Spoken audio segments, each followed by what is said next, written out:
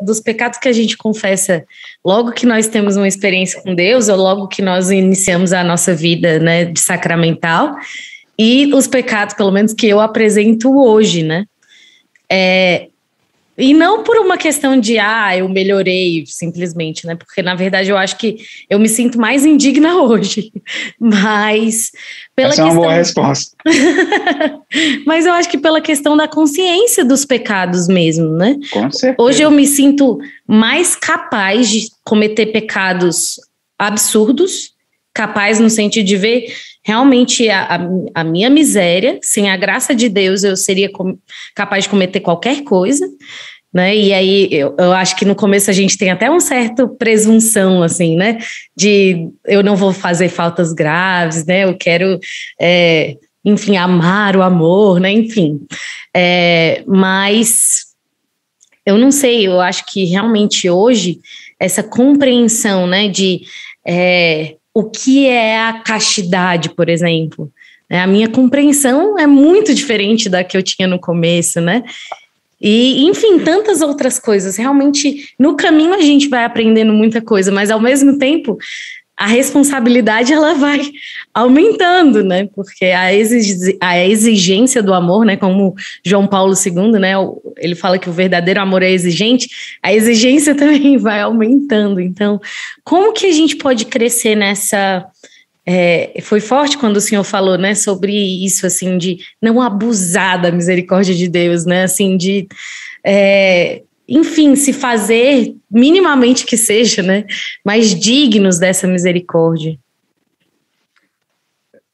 Uma das obrigações que o batizado tem para consigo diante de Deus, que é mais importante, é a formação da sua própria consciência. E é isso que vai gerar em nós um salto qualitativo da nossa condição de penitente diante de Deus, assim, e de outras coisas também, mas especialmente para o sacramento da confissão. Porque, de fato, eu sempre falo isso para os meus dirigidos espirituais, e são 50. São 50 vidas ali que eu estou cuidando. E é das coisas que eu mais gosto na vida, assim, porque eu me vejo muito neles. Não só o eu do passado, mas o eu do presente também. E Deus se manifestando muito no que eles me dizem, eles me inspiram muito. Assim. A realidade, ela é composta assim em camadas. Então, conforme o nosso conhecimento e a nossa aproximação de Deus, Cristo, que é a luz que ilumina e que revela os verdadeiros contornos do nosso contexto imediato, de quem nós somos, nós vamos avançando nessas camadas assim. Cristo é o núcleo, é a suma verdade, é a revelação, é a palavra definitiva de Deus para a humanidade. Mas até conhecer até chegar no núcleo, a gente vai atravessando cada camadinho. E é isso que a formação da consciência nos traz, um aprofundamento. Numa primeira comunhão, numa primeira confissão, você só vai arranhar a primeira camadinha ali. E é isso que Deus espera de você naquele momento. Talvez até menos, assim. E tá tudo bem, você fez a vontade de Deus. Nós devemos justamente buscar aquilo que nós podemos oferecer. Mas quando nós temos uma consciência mais formada, uma experiência de vida comunitária, a chance de ter uma vida sacramental frequente, o próprio tempo que também vai purificando as nossas motivações, e isso também vai formando a nossa consciência em camadas mais profundas, e uma proporcionalidade entre o conhecimento da verdade e aquilo que Deus nos exige. E se nós não tomarmos cuidado, abusar da misericórdia seria justamente tendo consciência de todas essas camadas da realidade, assim, agir como se nós estivéssemos ainda na primeira. Não sermos generosos com Deus, não agir conforme aquilo que Cristo nos revela, nos inspira, ou nos deu a graça de experienciar. Isso seria um abuso à misericórdia. Agir conforme a misericórdia não é ser uma pessoa perfeita. Porque eu sempre também digo duas coisas. Perfeição só em Deus e descanso só no céu. É verdade. Não é agir de maneira perfeita. É agir conforme você pode. Isso quer dizer o quê? dentro de todos os campos da nossa possibilidade, oferecer tudo para Deus. Porque o que eu não posso, de fato, Deus não vai considerar e nem vai esperar de mim. O que vai além do que é possível é justamente a parte de Deus na nossa vida. E se relacionar de maneira honesta com a misericórdia é olhar quem somos, o que podemos, o que conhecemos e oferecer a Deus sem nenhum tipo de reserva. E se vier e tiver um tropeço, uma queda ou algo mais dramático no caminho, parar de olhar para nós mesmos e olhar para nosso Senhor Jesus Cristo, que está sempre à frente, estende a mão e nos coloca em pé de novo. E um outro aspecto importante é que, necessariamente, essa experiência de misericórdia com Deus, ela utiliza do outro como uma parte fundamental. Porque o outro é canal de misericórdia para mim, então eu enxergo o nosso Senhor Jesus Cristo no outro. Muitas vezes Deus usa o outro para poder, a boca do outro para poder me consolar, os pés do outro para que eu possa receber uma visita, o abraço do outro para que eu possa receber um aconchego, e nós também somos Cristo para o outro, somos a encarnação da misericórdia na vida do outro.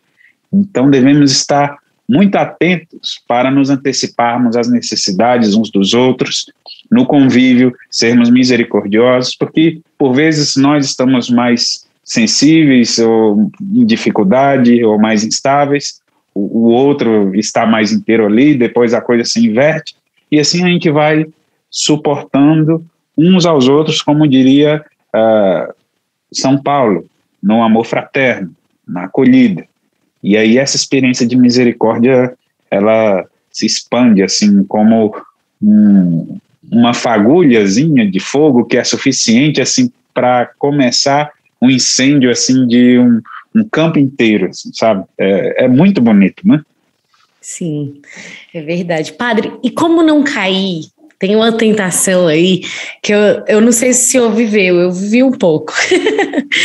Primeira coisa que no começo eu acho que eu era um pouco indiferente a mergulhar mais, assim, né, na questão do conhecimento de quem é Deus, né? Uhum. E a segunda tentação foi no sentido de eu ia conhecendo a Deus, né? E aí ia conhecendo a igreja. E aí, em um determinado momento, de repente, eu comecei a sentir um certo... Se eu souber mais, Deus vai me pedir mais. Né? Então, uma mediocridade, assim, né? Aí depois eu vi que eu estava perdendo tempo, né? Mas, enfim, como que a gente pode fugir disso, assim, dessa tentação de mediocridade? Porque, assim... Conhecer a nosso Senhor Jesus Cristo é a melhor coisa que certamente poderia ter acontecido às nossas vidas. Mas nos insere num tipo de realismo muito comprometedor e muito exigente. Não sei se é de Chesterton a frase que o cristianismo é a forma mais crua de realismo que existe, porque corresponde à mais pura verdade. Então não dá para viver do mesmo jeito. E se nós queremos continuar evoluindo na nossa relação com Deus, é para frente que se anda. Não adianta querer voltar atrás, querer buscar os comportamentos antigos. E quando nós estamos, às vezes, numa vida certinha, ordenada, num momento assim de instabilidade e confusão, porque nossa natureza ela é ferida pelo pecado e às vezes se afasta de Deus, quer se afastar de Deus, e nessa hora abre como que uma brecha na nossa cabeça para pensar, nossa, e se eu não tivesse dito a Deus, como é que estaria a minha vida agora? Nossa, se eu agisse como todo mundo, como os meus amigos, que não têm fé, que não vivem a castidade, ou que não vivem a vida fraterna, ou que não abraçaram a moral cristã, será que eu estaria melhor? Eu me sentiria melhor como pessoa? É porque quando a gente está aqui, aquela vida, com perdão da palavra, desgraçada, que não nos trazia felicidade, que não nos completava enquanto pessoa, que não nos dava uma satisfação e uma correspondência existencial, como eu estou bem distante, eu não estou perto para ver as rugas, as imperfeições, como ela é realmente assim. Então, sim, eu já tive essa tentação de pensar assim, se eu fosse ignorante a respeito da verdade que eu recebi, como seria a minha vida? E eu tenho um anjo da guarda muito fofoqueiro que Ótimo. olha, que o que eu não reflito assim por vontade própria, ele vem e assim, ó, dá o tapa na cara na hora. Ele falava, se você fosse alguém com o mínimo de reta intenção, você estaria onde você está hoje. Porque foi Cristo que fez tudo. E essa sua vida é a vida em abundância que ele te prometeu. Então, devemos olhar e acreditar.